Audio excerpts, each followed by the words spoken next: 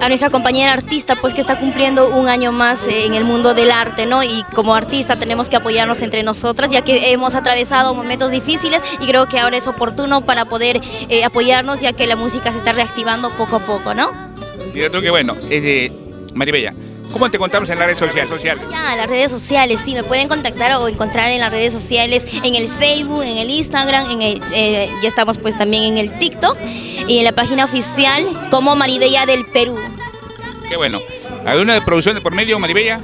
Sí, estamos ya por lanzar, a pocos días, a pocas puertas ya de poder lanzar nuestra producción, la primera producción, pues a propósito con el gran maestro pues Rivero Oré, que ya se viene pronto, se vienen novedades, sorpresas que ya lo estaremos lanzando.